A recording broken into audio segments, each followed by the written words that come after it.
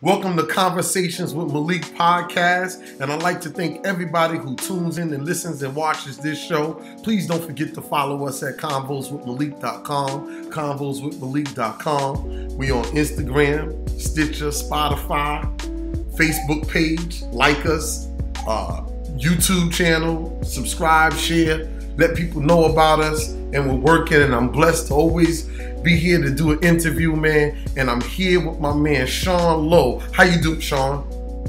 Yo, everything is blessed, man. I'm happy to be here. Thank you for having me. Yeah, and listen, shout out to Hannah Glinsky for making this happen. Hannah's dope, man. And so listen, why don't you tell everybody a little bit about yourself and what it is that you do? Well, I do a couple things, man. I mean, I started off making beats, doing production, which eventually led me to doing music videos. Gotcha. That's the thing what I do now. I still make beats and I make videos. Okay. You know what I mean? Right. And your beats, I was listening to a couple of them, and they sound like underground, heavy, hard beats. Yeah, that's me all day, man. I'm originally from California. Okay. And coming up early 90s, it started with like Dre and Snoop, but we was heavy into Tribe and Pete Rock and CL Smooth. But every tape that dropped, we used to wait. It would come out on a Tuesday. We go to Sam Goody and cop it. Sam Goody. You know what I'm saying? Yeah. So the hip hop was heavy in Southern California, and it just became something that I, grew up living. And that's been my life for the most part, ever since. Yeah, like a lot of us, man. Hip hop. I remember the mid '80s, even the early '80s.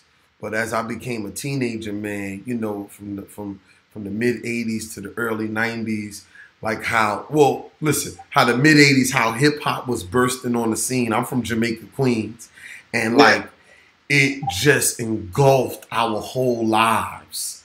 You know what I'm saying, Sean? From the music to how people were dressing, to graffiti, the battles. I mean, there was sometimes I come out on the side of my building and there was like a breakdancing crew that came through from another area.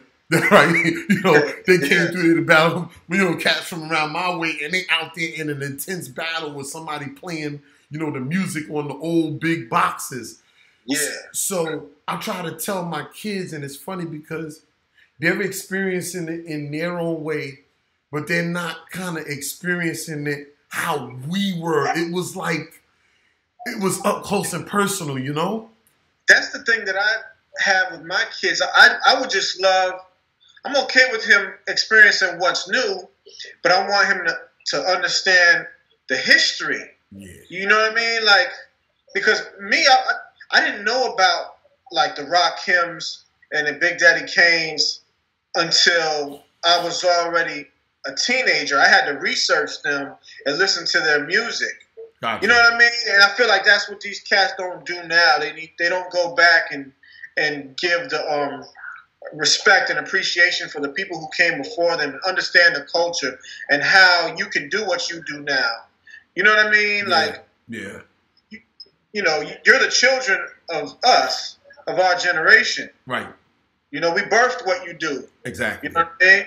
So I feel like they definitely need to understand where it came from, to know that, where you are now and where you could potentially go, Yeah, no doubt. And when I was listening to the Clip It, Hannah sent me a link of the beats, and it was like 1 minute and 16 seconds, and it went through several beats. And I'm like, yo, this sounds like some old school beats from Loud Music or some shit. And how the beats were hitting.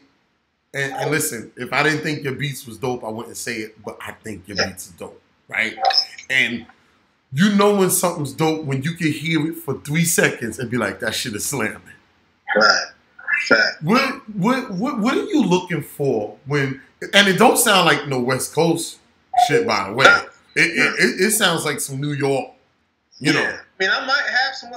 I'm Puerto Rican, so my mother's from the Bronx. Oh, okay. And I lived in New York too. I lived in Brooklyn. I lived in Staten Island. Gotcha. That's why I got a son up there, Gotcha. So everybody I'm not sure if you know who you ever heard of Low Lifes?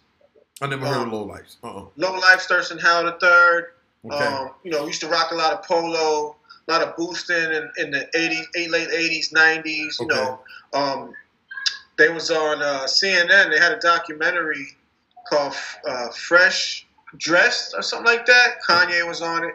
Thirst was on it. But anyway, so I'm affiliated with a bunch of Low Lives, which is a positive thing now. We don't do anything negative. Matter of fact, we do like food drives or care package drives, giving back and things like that. Yeah. But from the name, we could tell how they was living back then. Right. Back then, it was a whole different ballgame. And there's still some cats who live like that. They have graduated from that, No doubt. I understand. Trust me.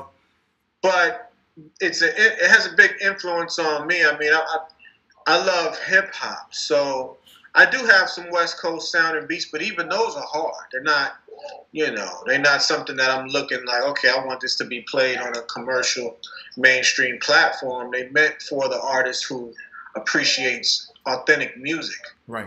You know what I mean? Right. So, yeah. And it's funny because in business, it's funny how one thing springboards us to another. And sometimes when I'm sitting in my office, I'm an entrepreneur. I own my own businesses. I work for myself. That's just me. And so sometimes I'm sitting and I'm talking with people in my office, and we're talking about business things that they want to do, and I often say to them, I say, watch out for what the opportunity that you're in is actually setting you up for. Don't miss the setup. And so it seems like, you got into beats, but then getting into making beats has put you into some other things, man. You was talking about, doing some, movie producing and stuff like that. Talk to me about that. Well, again, this all came about, I was working with a brother by the name of Thorough. He's from Jamaica, Queens. Okay. And, we had worked together. I did a few beats for him, and we were looking to get videos shot.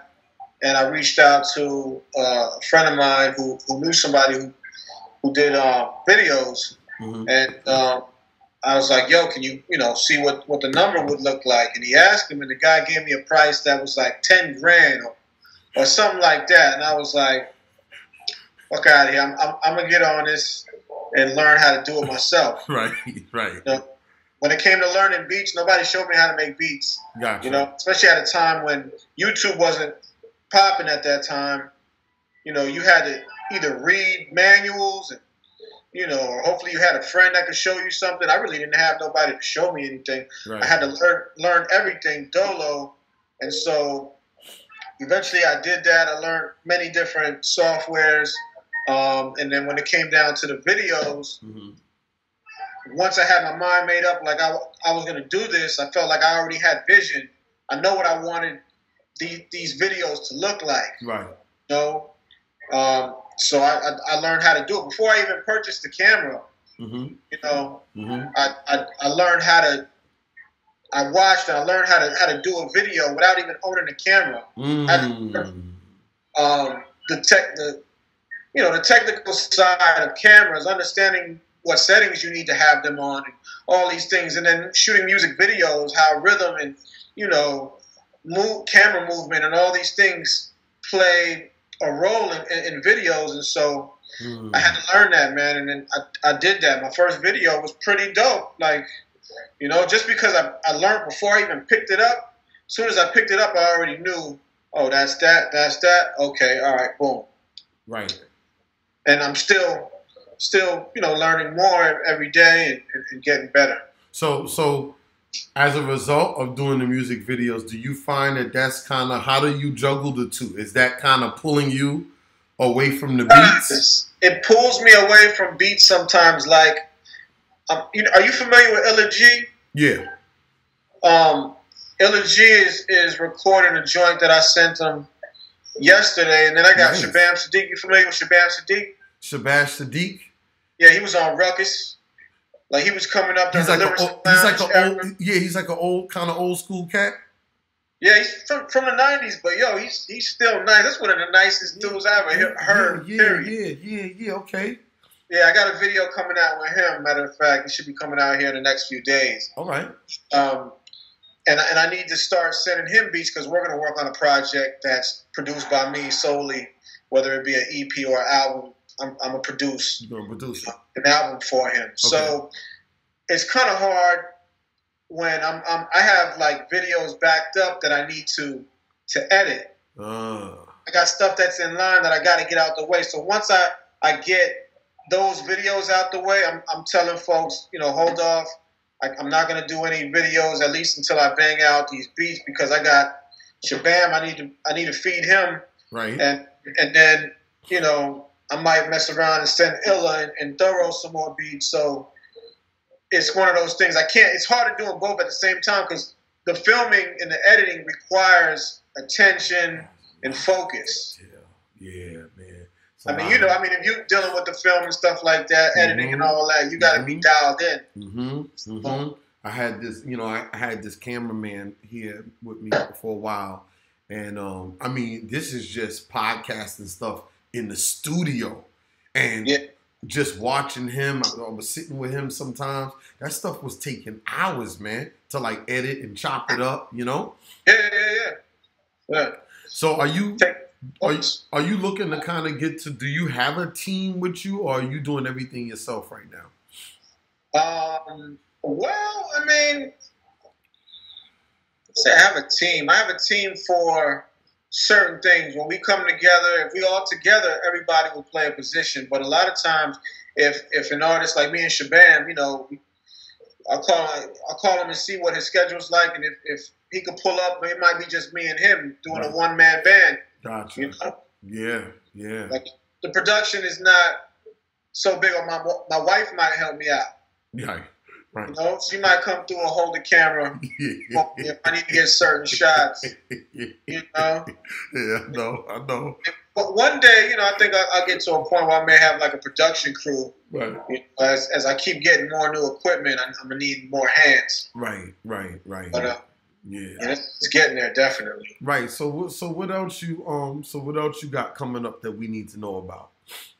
Well, I got some work with Thorough. He's going to have a new project coming out here shortly, hopefully within the next month or two. Mm-hmm.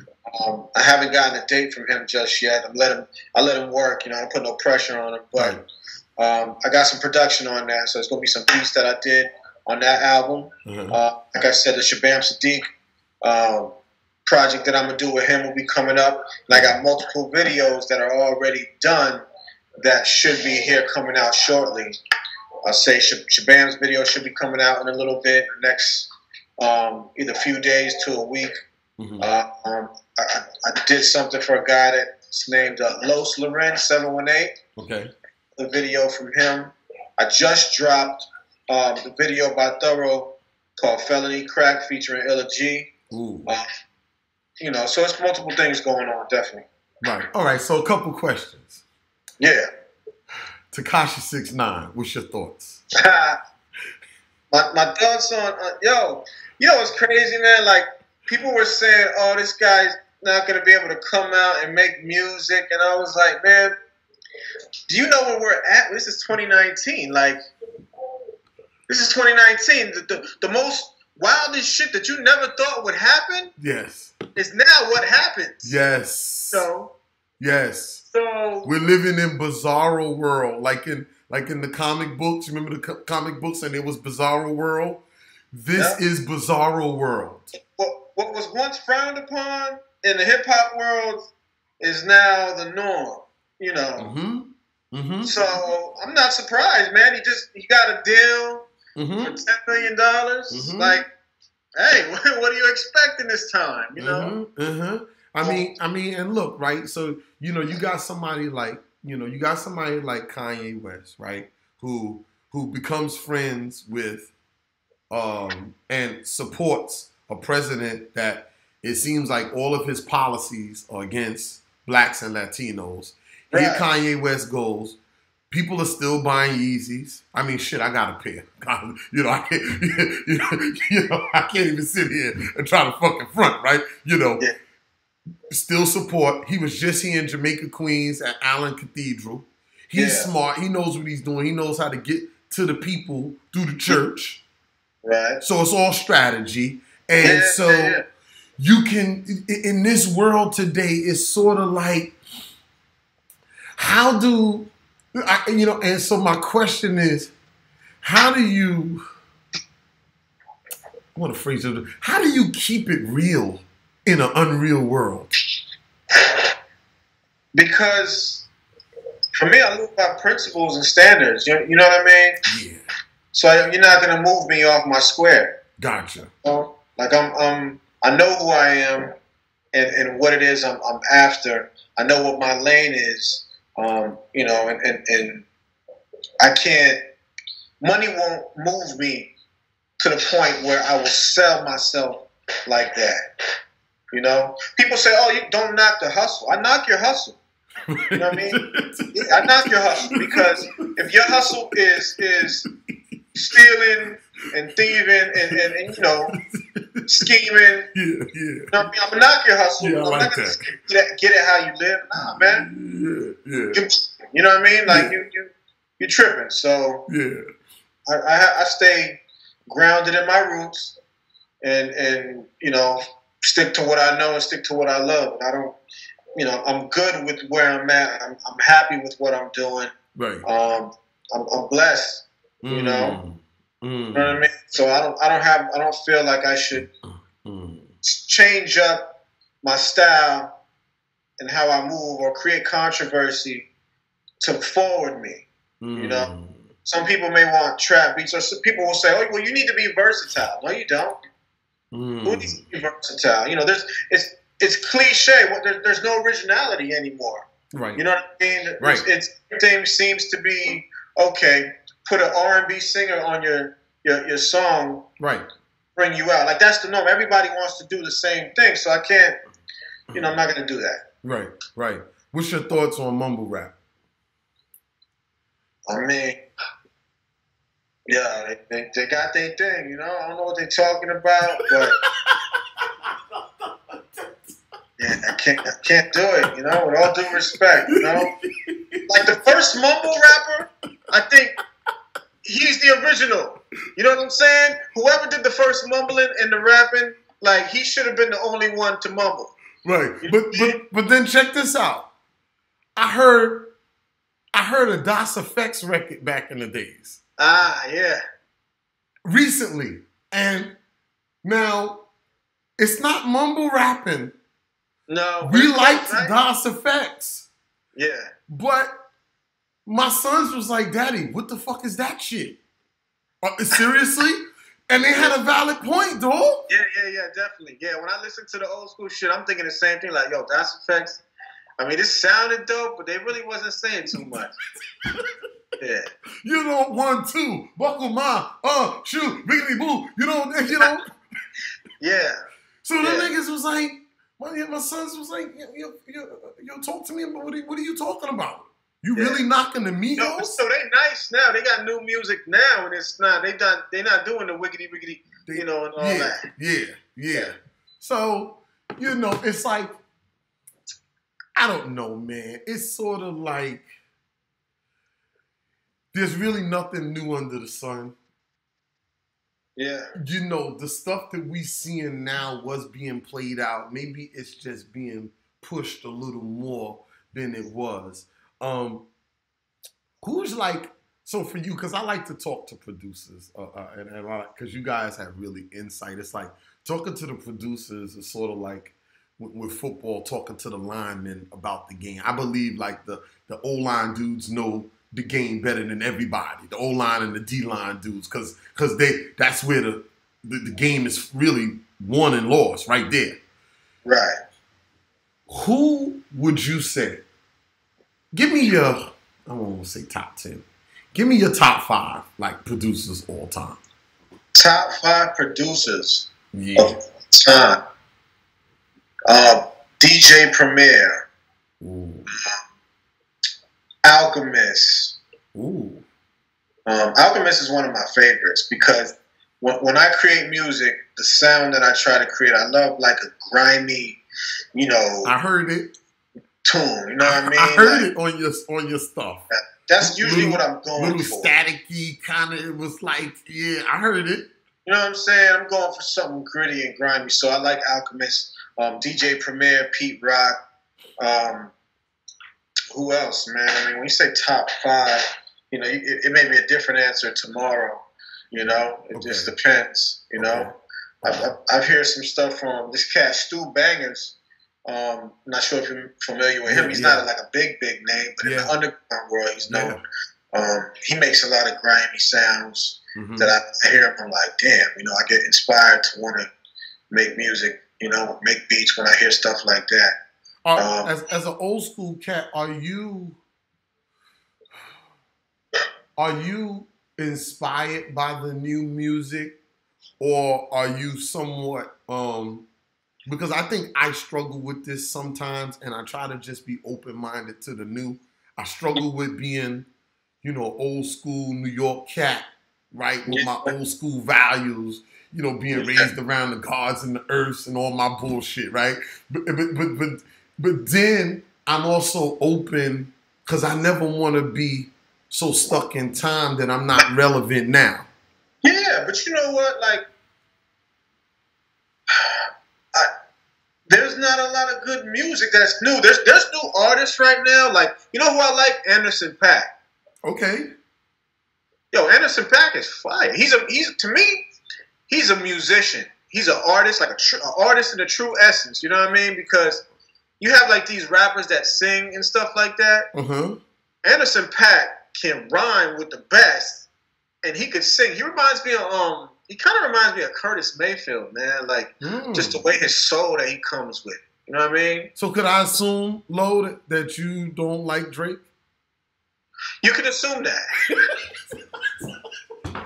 Yo, man, see, all of us are the fucking. I could talk to a cat for like 5-10 minutes and kind of know some of the answers that are really. But you know what though? Drake used to rhyme. Like I heard shit from him and I didn't know who that was. I asked who that was, and they was like, "Yo, that's Drake." And that was before the Nicki Minaj and Lil Wayne and all that shit. He was rhyming. Okay. You know what I'm saying? He was dope. Okay. From the hip hop, fan that I am, he was dope in that way. But I guess I don't know if the money got to him, and we have to do this for the radio, and I don't know. You know what I mean? Things started to change. But he used to be nice, man. But I don't like what I hear from him. I'm not interested. I mean, nothing I've heard is like, okay. The direction that and that's not even being a hater. People call you a hater because you don't like certain shit. I mean, I just don't like his music. There's nothing there. Yeah, gotcha. I'm only gonna keep you for 5 more minutes. A few more questions. What about the direction that your brother Sean Carter seems to be going in? What's your thoughts of the NFL and everything that he's doing and what people are saying about him? I want to know more. As far as that issue is concerned with the NFL, I want to know more. But I'm not going to judge him just yet because I know he's calculated. Okay. You know what I'm saying? Okay. Everything he does is calculated. He knows what he's doing. And he's about his money. But I really believe that if you follow him and you see what he's doing, he hasn't always made the most respectable decision, but most of his, he's about uplifting black people, and he's giving you game. I mean, if you listen to the whole 444 album, he told it to you. I believe. It's funny you said it because I believe that too, right? And I was having conversations with a couple guys in the gym, and they're like, "Yo, Jay is selling out," and Malik, I can't believe that you going for this, you're softening up a little. And I said, nah, man. I said, but the thing is, I'm in business, right? So, I do business with some people that I don't like, right? Yeah. But how can I tell my employees, how can my employees go to their families and say, oh, we're going to have to pull Tyreek out of private school because my company lost the contract because Mr. Malik doesn't like the vendors that we were dealing with. You get what I'm saying? Like, or I agreed with 80%, The other 20% seems like I'm somewhat, I don't want to say compromising. Well, I am compromised. I don't want to say doing something that's not of my morals because I don't do that. But the other 20% is sort of like I normally wouldn't rock that way, right? Yeah. But I don't want to throw out the baby with the bathwater. So I'm like, okay, I have to concede for the so that the whole picture can get done. Sometimes you gotta take certain steps, man. I mean, you can't just get it all at once. I mean, right. You gotta take the steps. You get a little, and later on you'll get a little more. Yeah. And that's what I was saying to them, Sean. I said, listen, man, it's easy to talk from here at the gym, right? And you work for MTA, you own a barbershop, and I'm not belittling, any of that. I'm just saying, like, you don't, when you get to certain levels, man, there's multiple people involved, there's multiple corporations, and it all ain't gonna go your way. Right. That's the bottom line, man. Yeah. So listen, in closing, if you was on a desert island, it was just you was like Tom Hanks, Castaway.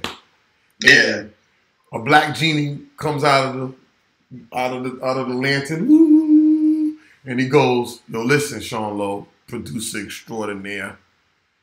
I'm gonna give you one of everything, and this is the one thing you're gonna have for the rest of your life."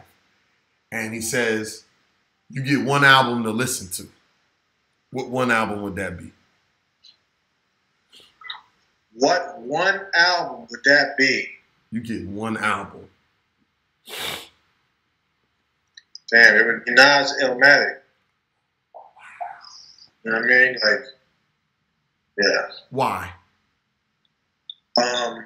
Because that's the one that I could play back to back to back. I could play that album over and over and repeat. And every song on that album is it just put me back in that vibe, man. It's just it's just a classic album. And if it wasn't that one, it would be Bob Marley. No doubt. No doubt. If there was a young Sean Lowe coming up, and if you could go back in time and speak to Sean Lowe when he was younger, what would you tell him? Yeah. I would have told him leave that street shit alone and focus on doing positive. You know what I mean? My younger life was a whole different deal. Me too. Yeah. But I mean, in the end, people say I don't have regrets. I have regrets. Me too. I did things wrong. I did people wrong. So those are the things that I regret the most is people who I messed up. Yeah. You know what I mean? In the past. So, it would just be to change your ways, man. Don't go down that route. You know what I mean? No doubt. Yeah, because it's going to create problems for yourself. So, I mean, it's not, that's my answer. I don't know if you were looking for a music-related answer. No, that's cool. Whatever you give, whatever happened was supposed to happen. You know what I'm saying? Yeah. If there's one word you would want to be remembered as, if today just happened to be your last day, man, and I'd be like, damn, I was just talking to him yesterday. Yeah. What would you want? Just give me one word. One word to describe Sean Lowe? Brutally honest and real. To a fault sometimes. You know what I mean? Yeah, just make it real. If I told you I was going to do it, I was going to do it. If I said I was going to be there, I'm going to be there. Yeah. If I said something you didn't appreciate, I'm sorry, but that was my thought. Yeah. Me too. That's me. I think I've that's one of my regrets. Yeah. I think there's a few relationships that, because words can you know, I mean, words can sever relationships. Words have power. So, you know, and I use my tongue. You know, again, I've always said the truth, but and it's a positive thing too. It's not just a negative thing. It's a positive thing. You know, I'm honest. I'm gonna tell you what I'm thinking. No doubt. You know, but real and you know, big heart, but at the same time, you know, not to be with. You know. Yeah. Yeah. Me too. I've learned that I can say what I mean and not say it mean. Yeah. You know. I'm still learning that. Yo, listen, man. It's been a pleasure talking to you. I want you to tell everybody how they can find you on your social media links and everything. Yeah, man. You can catch me on Instagram. My Instagram is Rebel Films. REBELFILMZ. Rebel Films. That's the IG. And if you want to hit me on Facebook, it's Sean Lowe. SEAN Lowe. LO. No doubt, man. And listen, man. Thank you. You know, the most precious thing somebody can give you is time, and you gave me some of your time, brother. So you giving me the world. You know what I'm saying? So look, it's been another great episode, Conversations with Malik. We here with Sean Lowe, producer extraordinaire. And until next time, my brother, we'll be in touch. No doubt. One more thing, though. I forgot about my YouTube channel. It's also Rebel Films. No doubt.